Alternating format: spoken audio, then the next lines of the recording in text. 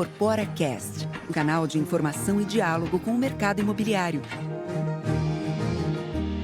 Olá, sejam muito bem-vindos a mais um episódio do Incorpora Cast. Aqui discutimos os principais temas que impactam o setor imobiliário, a construção civil, o crédito habitacional e as políticas públicas que influenciam o acesso à moradia no Brasil. Eu sou Andréia Ramos Bueno e hoje vamos conversar sobre as perspectivas e tendências do mercado para os próximos anos, gestão, desafios operacionais, importância dos programas habitacionais e muito mais. Para isso, recebemos um convidado que acompanha de perto a evolução do setor e vive o dia a dia da construção em diferentes regiões do país. Estou falando do Paulo Henrique Menin Furtado, que é diretor executivo da Menin Engenharia, empresa que atua desde 1986 e já participou de diversos ciclos econômicos, programas habitacionais e transformações tecnológicas no setor. O Paulo vai compartilhar conosco um pouco da sua trajetória, os aprendizados ao longo desses anos, como enxerga o ambiente atual de juros e crédito, os impactos das mudanças recentes no Minha Casa Minha Vida e as perspectivas para 2026. Muita coisa para a gente conversar aqui hoje. Paulo, tudo bem? Obrigada por estar aqui com a Tudo gente. bem, agradeço o convite da Abrainc. Um prazer estar aqui falando hoje com você, André, e discutir todas essas pautas aí muito bem colocadas por você. Queria dizer que é um prazer aqui hoje dividir todo esse nosso aprendizado com todas as pessoas que vão poder nos assistir e nos escutar. Bom, desde 86, se vocês conhecem vários Brasis, portanto, vamos começar essa conversa. Eu gostaria que você contasse sobre um pouco sobre a sua trajetória, sua formação e sua trajetória profissional. Eu sou engenheiro civil, formação acadêmica, formei na FAAP, aqui em São Paulo, e vim de Marília, nasci em Marília, fiz colégio lá, e depois, acabando o terceiro colegial, resolvi me mudar para São Paulo para exercer a faculdade aqui. Acabei passando na faculdade e terminei ela em 2011. Então, sou formado aqui e acabei fazendo estágio e me formei como engenheiro civil também na Gafisa, que é uma das maiores incorporadoras do país também, que passou por diversos ciclos. Acabando depois toda essa minha etapa de estágio, aprendizado, me formei como engenheiro lá também na Gafisa, fiquei trabalhando lá como 2 anos, e aí meu pai e meu tio resolveram me chamar para voltar para Marília, para começar a aprender um pouco da empresa deles. Em paralelo também o Luiz Gustavo, meu primo, também formado aqui em São Paulo, retornou, formou no mesmo ano que eu, e nós dois voltamos para Marília para aprender um pouco e começar a atuar na empresa dos nossos pais, né? Fundada em 86, igual você falou. Então, basicamente, essa é a nossa trajetória. Aí voltamos para Marília, começamos a tocar obra como engenheiro, de canteiro, fazendo todo tipo de produção, todo tipo de levantamento, todo tipo de conferência. E acompanhando ali o dia a dia. O dia a dia de engenharia, né? Bota, amassando barro, literalmente. Aí nós fomos aprendendo, evoluindo e amadurecendo, né? Como pessoa, mentalmente, e crescendo também, né? Porque quanto mais velho a gente fica, mais casca nós vamos criando. E aí, esse passo, essa evolução contínua, aí nós começamos a ficar mais próximo do meu pai e do meu tio também. A parte da incorporação, a parte do negócio, desenvolver o negócio, ir atrás do projeto, ir atrás da captação, porque a obra é uma etapa, né? Antes dessa etapa, você tem 2, 3, 4, 5 anos antes de uma obra ser liberada, que aí foi que nós começamos a entrar mais na parte do escritório, mais na parte administrativa, mais na parte dos negócios e começar a aprender com eles, né? Porque eles são mestres, né? Legal, legal. Ô Paulo, nesses quase 40 anos, a empresa atravessou certamente diversos ciclos. Como eu disse, vocês certamente conhecem vários Brasis nesses quase 40 anos de vida da Menin Engenharia. Como foi a sua entrada no setor e a sua evolução na empresa até assumir a diretoria executiva? Que experiências você julga terem sido determinantes na sua formação como gestor? Assim, a Menin, desde 86, né, ela começou como empresa de fazer prédios preço de custo, naquela época. Então não se tinha o objetivo e nem se vendia, muito pouco, preço fechado. E aí meu pai e meu tio começaram a fazer vários prédios, preço de custo. Chegou uma hora lá que tinham 12, 13, 14 prédios sendo erguidos ao mesmo tempo, lá na cidade de Marília. Aí os dois sentaram e falaram, opa, espera um pouquinho, acho que tá muita coisa. A gente sempre tem o propósito de ter o sapato do tamanho do pé. A gente nunca calça um sapato maior do que cabe no nosso pé. E aí a empresa foi evoluindo.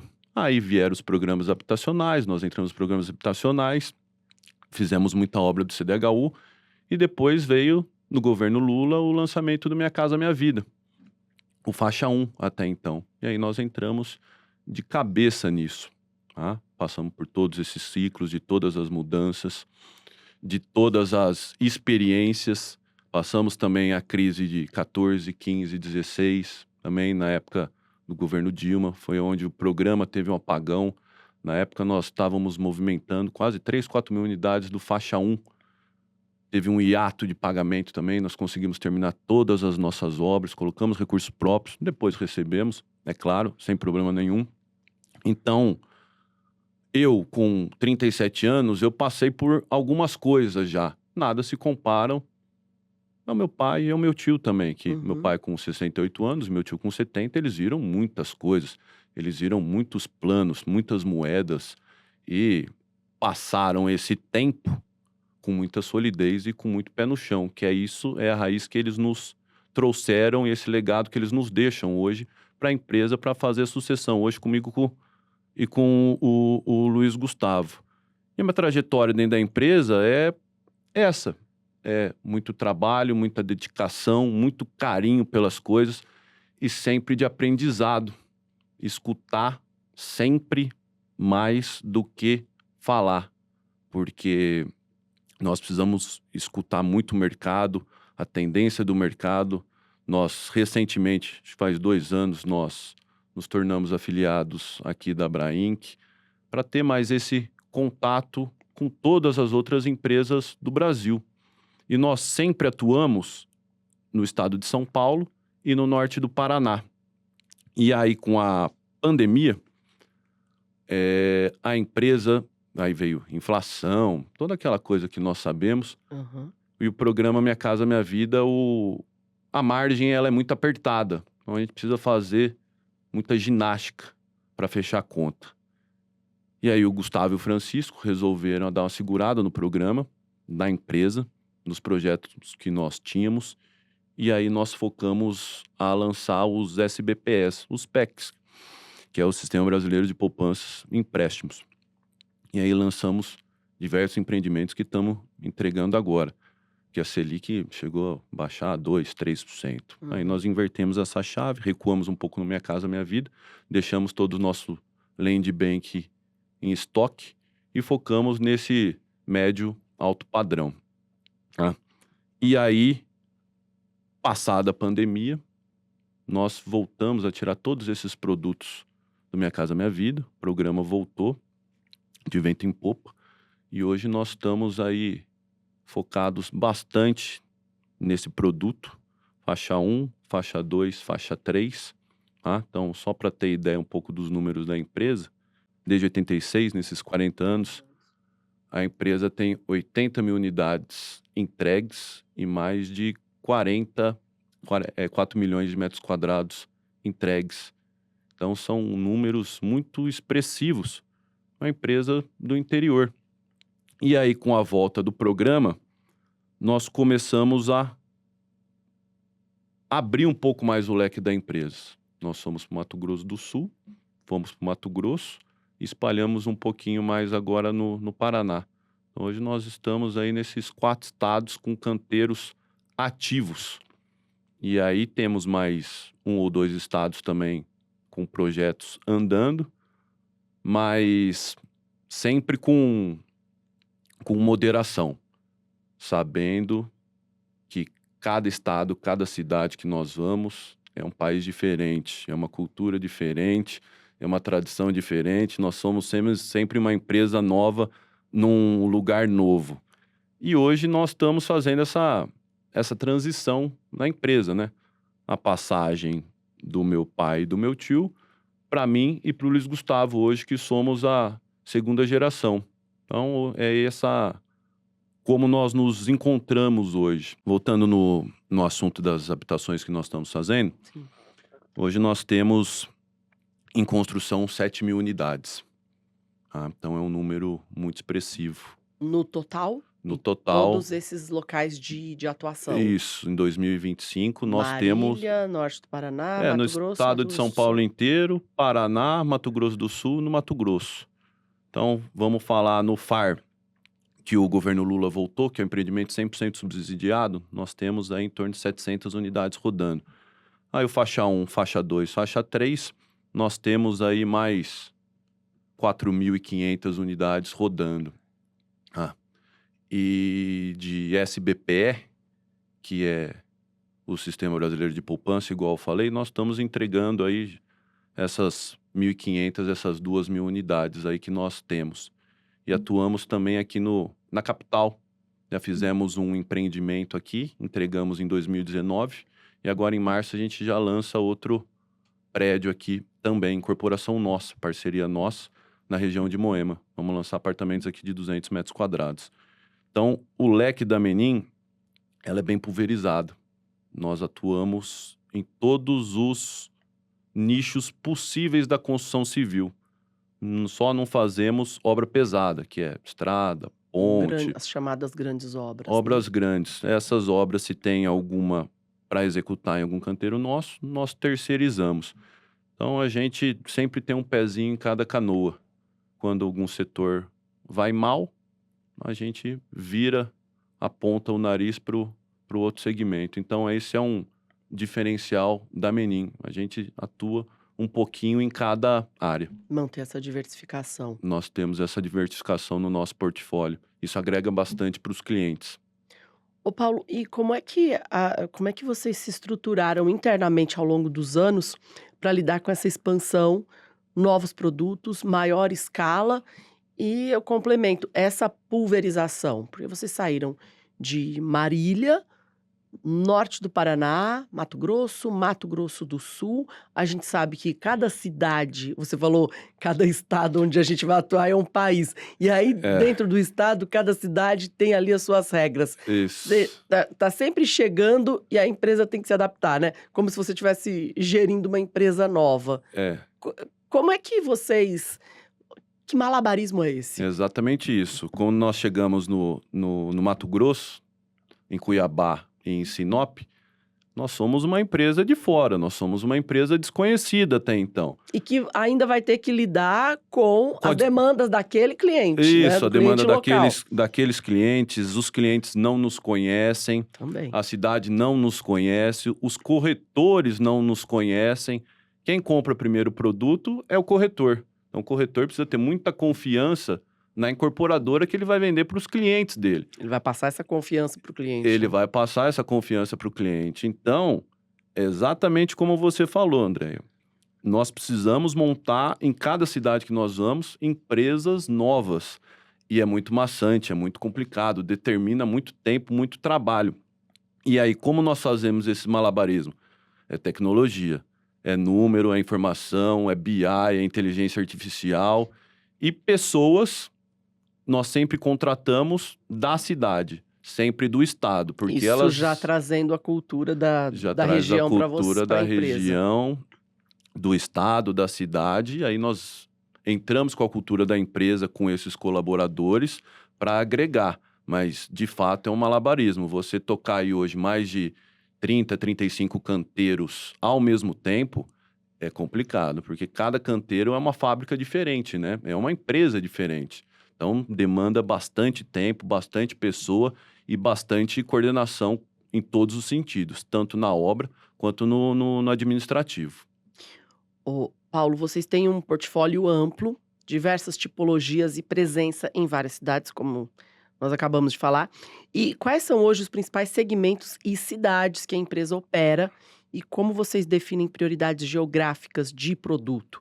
E o comprador de imóvel, ele muda muito de uma região para outra? E você falou 35 canteiros rodando? Geralmente é isso 35. que vocês têm? Hoje nós atingimos o pico da empresa, né? Hoje a gente é o maior volume que nós estamos construindo ao mesmo tempo hoje, tá? E a expectativa ainda é crescer um pouco mais, tá? Nós temos bastante land bank ainda para colocar no mercado, então a nossa expectativa é crescer um pouquinho mais, tá? Como nós fazemos essa escolha de local, de região e de produto? Hoje nós estamos focando muito mais no baixa renda, que aí a gente vai falar no faixa 3, faixa 2 e faixa 1. E eu tenho um faixa 4 também em Marília, que eu recém-lançado pelo presidente, que são imóveis de até R$ 500 mil com subsídio do governo. Ele era um produto SBPE, que eu consegui impactar ele no fundo de garantia, dando melhores taxas, mais celeridade, tudo para o comprador. Então hoje eu tenho empreendimento faixa 4, desligando também para entregar agora, março, abril do ano que vem. Então, hoje, 80% do nosso portfólio está aí no faixa 3, faixa 2 e faixa 1. Quando que eu falo essas faixas, são aí de 200 a 350 mil. Hoje, para você ter ideia, o ticket médio dentro da empresa é perto de R$ 300 mil que nós estamos rodando. E aí, escolha de cidade e escolha de produto.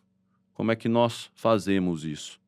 Antes, a gente faz uma pesquisa no estado que nós vamos entrar e a gente dá uma olhada também no teto que o Minha Casa Minha Vida coloca para certa região.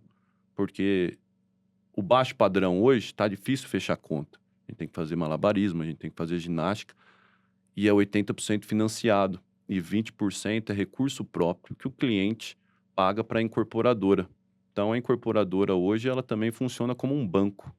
Então, se a gente falar em imóveis aí médio de R$ 200 mil, o cliente tem que fazer um parcelado comigo, incorporadora, de R$ 40 mil. Que aí eu tenho que parcelar em 60, 72 parcelas, vai depender da região. E aí, quando nós vamos para a cidade, nós fazemos uma pesquisa de mercado, ver qual o tipo de ticket que absorve mais rápido, para nós termos um VSO cada vez maior, que é a velocidade de venda, porque no baixo padrão nós precisamos ter velocidade de venda é retorno. Nós não podemos ter um hiato muito grande de estoque, porque não ajuda a piorar a conta. E aí nós, depois de feito isso, nós fazemos a conta de trás para frente. Nós temos a nossa margem e aí nós vamos adaptando o produto de acordo com a cidade. Se a área for muito grande, nós colocamos casa. Se a área for em torno aí de 5, 6, 7 até 10 mil metros, nós colocamos apartamento. Porque hoje, qual que é o diferencial da escolha do cliente no baixa renda? Ele vai no que cabe no bolso dele. Então, Eu já ia te perguntar isso. No interior e também nos estados em que vocês atuam, interior de São Paulo e estados em que vocês atuam, qual que é a preferência do consumidor? Preferência do consumidor casa é ou sempre apartamento? casa. Se tiver casa e apartamento, o consumidor vai sempre na casa. Tá? Mas também há clientes mais específicos que preferem os verticais. E os verticais, eles precisam estar colados na malha urbana, em locais estratégicos. Tá? E aí tem clientes com esse perfil. Tá? Mas sempre que tiver vertical e horizontal, o cliente vai sempre no horizontal. Ele sempre vai preferir a casa. Igual eu falei previamente. E ele vai escolher o que vai caber no bolso dele, a parcela menor, para ele acabar comprando e vai pesar. O meu empreendimento pode ter mais área comum, pode ser mais bonito, pode ser tudo mais o concorrente, mas se eu não tiver um preço atrativo, nós acabamos perdendo esse cliente. Então, nós sempre fazemos aquela conta. O ótimo é sempre inimigo do bom. Então, a gente sempre precisa ficar nessa linha tênue. Paulo, e o setor tem avançado em industrialização, digitalização e também métodos construtivos. Que tecnologias e processos você considera mais efetivos para aumentar a eficiência e previsibilidade? E você acredita que os processos industrializados devem ganhar relevância no Brasil nos próximos anos? Queria a sua visão, já que você atua bastante no interior do Brasil. É, Às vezes os métodos construtivos industrializados sofrem alguma resistência. Como é que está isso a hoje? construção civil ela é muito manual, né? Ainda no Brasil. Sim. Nós dependemos muito da mão de obra. E nós estamos vivendo uma crise de mão de obra agora, né? Cada vez mais funcionários mais antigos em canteiro de obra. Então, e tem escassez de pedreiro, de carpinteiro, de armador. Então, tá cada vez mais complicado conseguir essa mão de obra. Porque construção civil praticamente é concreto, tijolo, areia e aço. E é a cultura do brasileiro. E nós sempre vamos precisar de mão de obra para fazer esse tipo de empreendimento. E previsibilidade e recorrência é sempre um fator. Então, quanto mais apartamentos e casas iguais nós temos, mais qualidade nós vamos ter na hora da compra e mais facilidade nós vamos ter também para saber o preço médio de metro quadrado que nós estamos executando. Porque o meu preço de metro quadrado de execução aqui em São Paulo não é igual ao do Paraná, que não é igual ao do Mato Grosso do Sul, não é igual ao do Mato Grosso. Até também o preço de venda, que eu vendo em cada cidade ou cada estado, é diferente. Agora, hoje a industrialização do sistema construtivo que está mais na moda e que pegou de fato é a parede de concreto. Parede de concreto você tem uma velocidade de construção muito rápida. Uhum. Eu estou começando hoje um canteiro no Paraná, em Sarandi, de 1.200 unidades, com parede de concreto. Já é uma tecnologia antiga, muitas empresas já usam, e até que nós demoramos para entrar nessa tecnologia, nesse sistema construtivo novo, entre aspas. Então, nós agora estamos adotando isso na empresa para tentar dar escala maior, previsibilidade maior, tanto de custo quanto velocidade de obra. Então, isso é o que sempre nós vamos procurar fazer. E resistência, assim, do comprador, do mercado, quanto a esse tipo de tecnologia, eu não vejo hoje muita resistência, não, porque esse sistema construtivo está muito dissipado, já muito pulverizado no Brasil. Tem outros tipos também de construção, que é wood frame, steel frame, essas coisas, Sim. mas nós não entramos nesse tipo de tecnologia, não. O nosso molde que nós vamos chegar é até a parede de concreto. Você não vê É cultural, eu acho. Era isso que eu ia te Eu perguntar. acho que é cultural do brasileiro. Era isso que eu ia te perguntar. Você É. não vê ainda uma possibilidade de vocês avançarem? Claro, tem também as questões de interesses e viabilidade da Sim. empresa, o que, olha, Sim. nesse momento é interessante a gente mudar, ou nesse momento não é interessante a gente mudar, mas no interior do Brasil, você não vê ainda esses outros sistemas construtivos, steel frame, wood frame, eles avançarem? Tem bastante empresa já que usa essas tecnologias. Para nós, para Menin, hoje não é uma realidade, tá? Não é que não fecha a conta, não faz sentido, mas hoje a empresa foi fundada e baseada nesse tipo de construção. Bloco, areia, laje, viga, pilar e agora a parede de concreto. Mas esses sistemas novos, tecnologias novas de wood frame, steel frame, eles já são realidade já. Eles já estão incorporados no mercado. E já tem algumas cidades, tanto do interior, tanto no norte do Brasil, no centro-oeste, que isso já acontece. E aí volta naquilo que eu falei. O brasileiro, hoje, no baixa renda, ele vai comprar aquilo que cabe no bolso dele. E também um outro divisor de águas que nos faz optar por esse sistema construtivo é que o brasileiro, quando ele compra a casa dele, principalmente a casa, o apartamento não dá para fazer mudança, né? Porque você está limitado nas paredes e na verticalização. O brasileiro, quando ele compra a casa dele, ele gosta de fazer uma ampliação. Então, nós entregamos a casa de 43, 44 metros, 2 quartos, sala, cozinha, banheiro. Nós entregamos para ele também, junto com a unidade, com o kit de entrega, um projeto de ampliação para ele fazer um terceiro dormitório com uma suíte. E aí, ele amplia a casa do jeito que ele quiser, ele vai fazer o muro. Depois da obra que nós entregamos, vira outro canteiro de obra, porque tem reforma, tem muro, coloca um portão. Então, hoje o gosto do nosso cliente, do comprador, é sempre aumentar a habitação. E se nós fizermos essa tecnologia, o wood frame, steel frame, fica meio limitado. Não é que não é interessante, entendeu o que eu quis dizer? Claro. Mas pra gente hoje não é uma realidade. Todas essas questões têm que ser observadas, né? O momento da Sim. empresa, fornecedores Isso. e a cultura do local, enfim, a Isso. demanda do consumidor. O setor, ele convive com oscilações de custos, pressões de margem, isso já é uma rotina Uma para vocês, realidade. uma realidade na vida É. de vocês. Eu queria saber quais são hoje os principais desafios no ambiente de obras e como é que está a questão de escassez de mão de obra. Você acabou de responder a pergunta. Hoje a dificuldade é mão de obra. Ainda, né? Ainda é mão de obra. Hoje é muito complicado. Nós passamos uma época também lá na pandemia que era escassez de material. Não tinha aço, não tinha louça, não tinha porta, não tinha nada para entregar. Hoje já é mão de obra. Então, hoje, a nossa dificuldade nos canteiros é mão de obra. Achar pessoas com qualidade para executar o perfil de acabamento que nós queremos.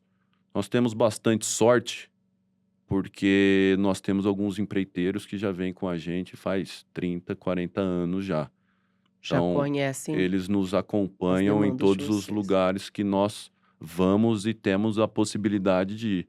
Tanto é que antes de nós fazermos alguma mudança de estado, de cidade, região, nós sentamos com o nosso grupo de empreiteiros, já parceiros, e perguntam se eles têm a disponibilidade e interesse de fazer essa mudança também, porque isso é radical para eles. Mas hoje a nossa grande dificuldade é a mão de obra. Que é Tá mais compli- fácil vocês levarem essas pessoas do que buscarem nesse local que vocês vão desbravar. Esses empreiteiros, eles viajam conforme a necessidade, né? Uhum. Mas nós sempre também buscamos por empresas locais, né? Porque tem algumas facilidades também, que aí não tem o custo de moradia, excedente, todo esse Sim. tipo de coisa. Então faz bastante diferença. Paulo, agora sobre taxas de juros, né? As taxas, elas seguem influenciando a capacidade de compra das famílias. E como é que tem sido isso? Como é que tem se refletido na demanda e no planejamento de novos projetos? Como é que vocês têm se A taxa de juros preparado? hoje, ela a 15%, com a Selic a 15%, ela não é praticamente inviável, né? Ela começa a estrangular o setor da construção civil e todo morador brasileiro, né? O que nós estamos enxergando e não é de hoje? É o achatamento da classe média. Eu tenho esses produtos aí de 600, 700, 800 mil reais. Hoje está acontecendo muito distrato. E com o aumento do INCC também, que a gente tem em média acho que 6, 7% nos últimos 12 meses, esses produtos são corrigidos mensalmente, eles não estão conseguindo fazer o repasse, o desligamento no banco ou fazer a quitação direto com a incorporadora. Então, por isso que nós estamos vivendo e presenciando uma estagnação da classe média.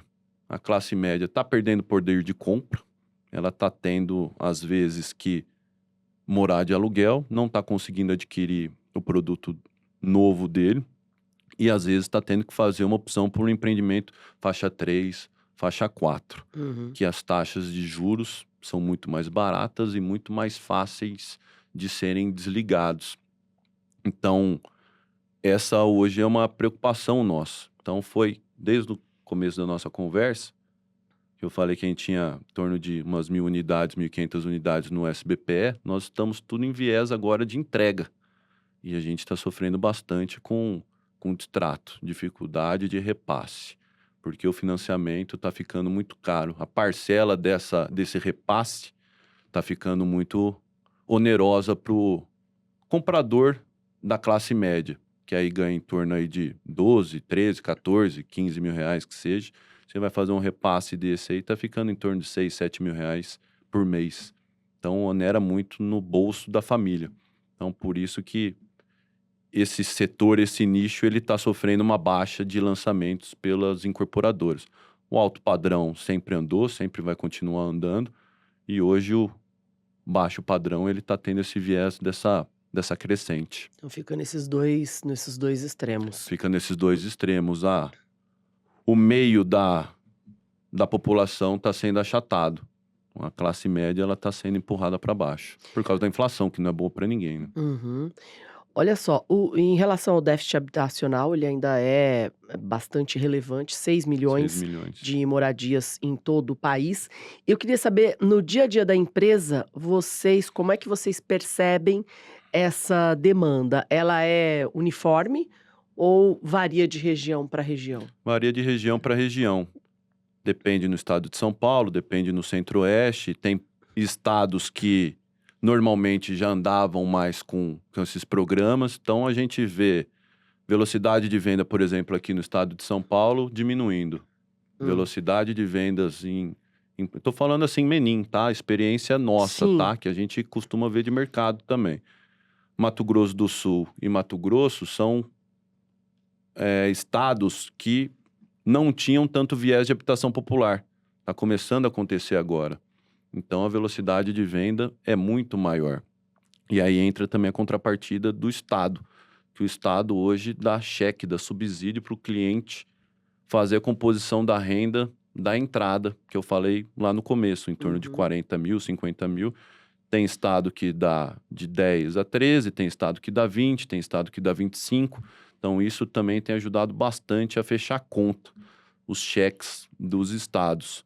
Mas essa demanda popular, regionalmente, a gente consegue enxergar quando faz essa pesquisa de mercado previamente. Então, isso acontece bastante, sim. E você comentou que a demanda é elevada em Mato Grosso do Sul. Você consegue diagnosticar por que motivos essa demanda maior lá? Porque até então não existia um programa habitacional forte, vamos dizer assim. Esses últimos 2, 3 anos foi que o governo do estado, eles fizeram essa contrapartida do cheque. E o cheque lá vai de 20 a 25 mil. Então, isso ajuda a compor uma série de outros custos. Que o baixa renda, igual eu falei, ele é complicado de fechar a conta. Porque praticamente hoje a nossa margem, ela está dilatada na entrada, nos 20%. E isso vira parcelado, vira uma parcelinha que o cliente vai pagar.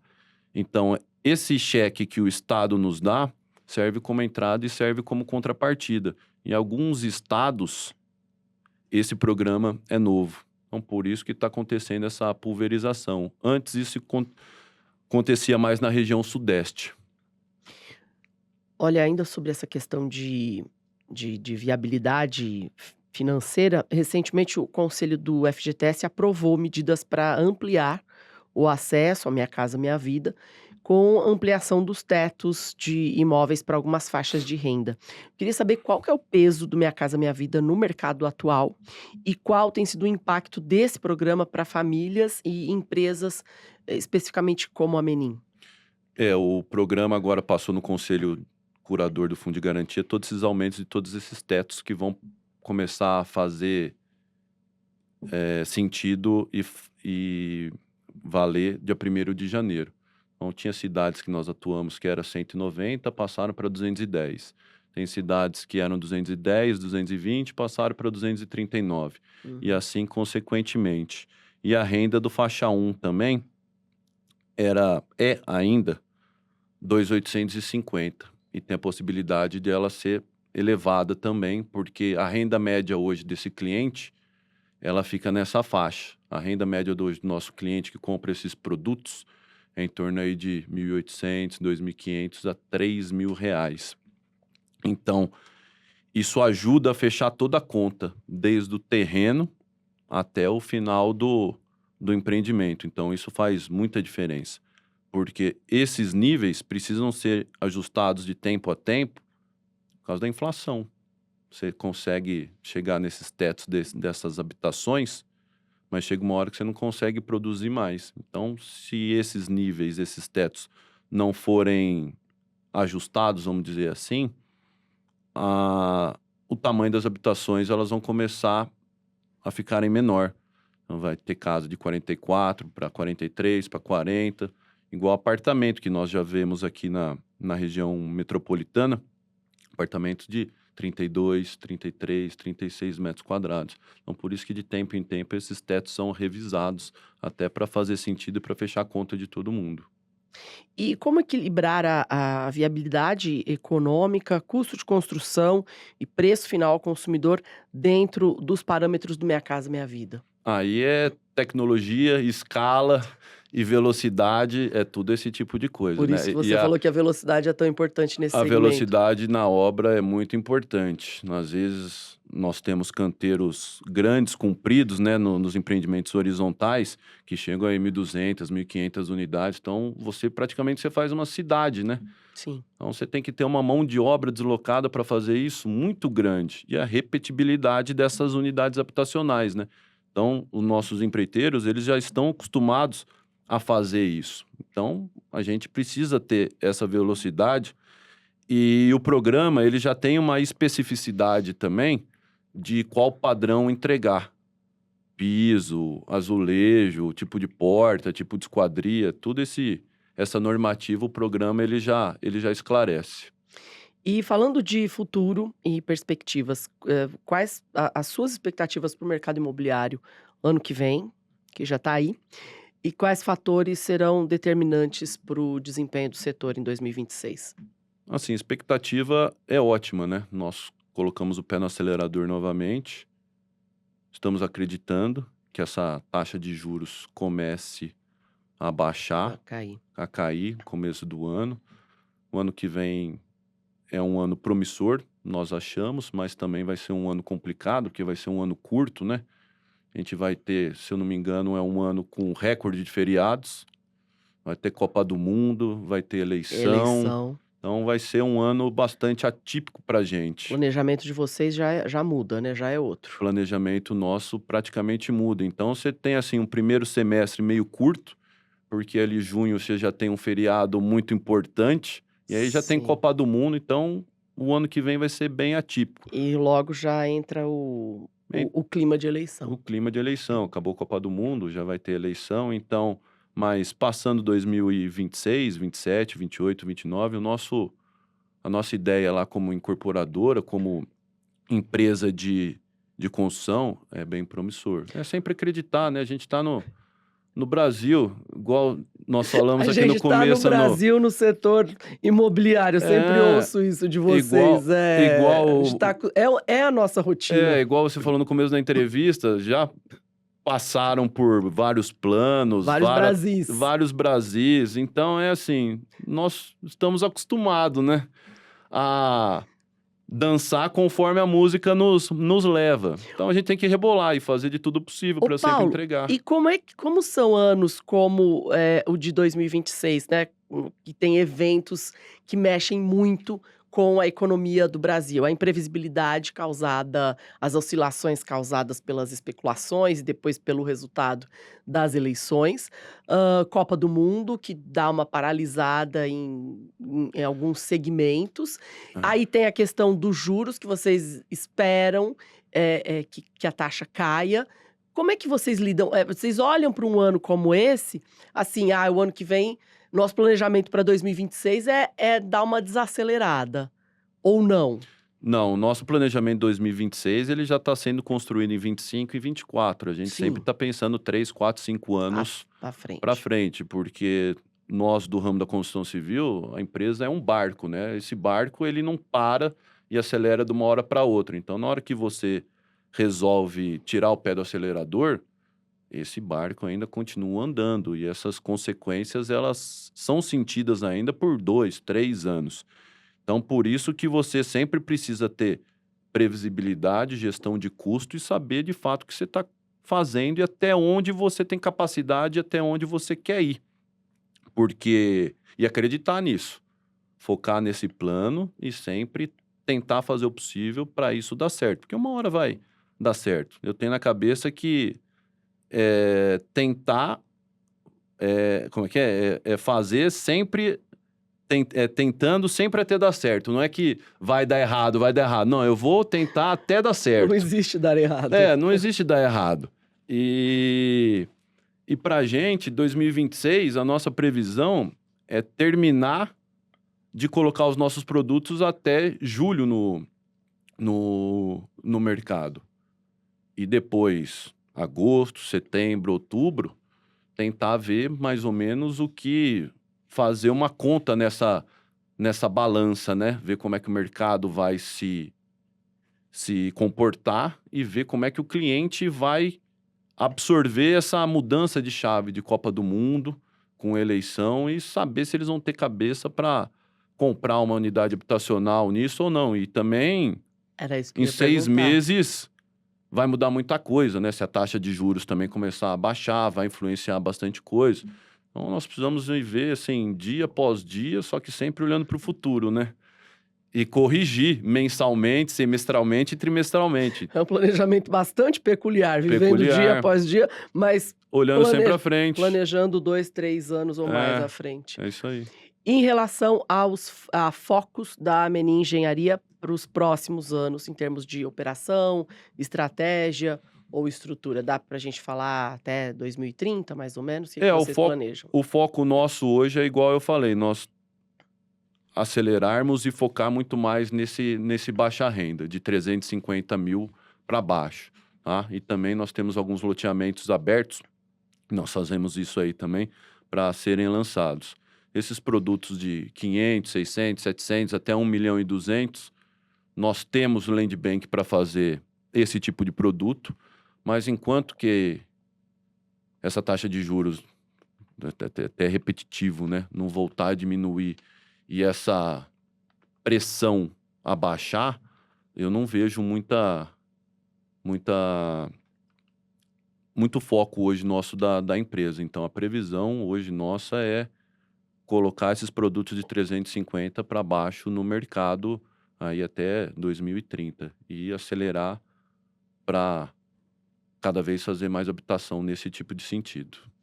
Paulo, o nosso tempo está acabando. Eu deixo aqui um espaço para você fazer suas considerações finais, abordar algum tema que a gente não tenha falado e agradeço a sua participação aqui no IncorporaCast. Eu que agradeço, pessoal da Abrainc aqui pelo convite. É uma honra aqui estar apresentando a empresa.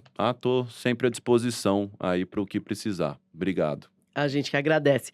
Esse foi o Paulo Henrique Menin Furtado, diretor executivo da Menin Engenharia.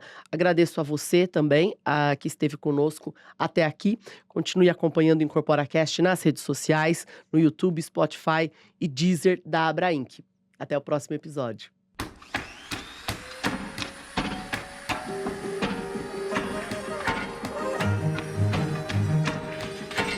IncorporaCast, um canal de informação e diálogo com o mercado imobiliário.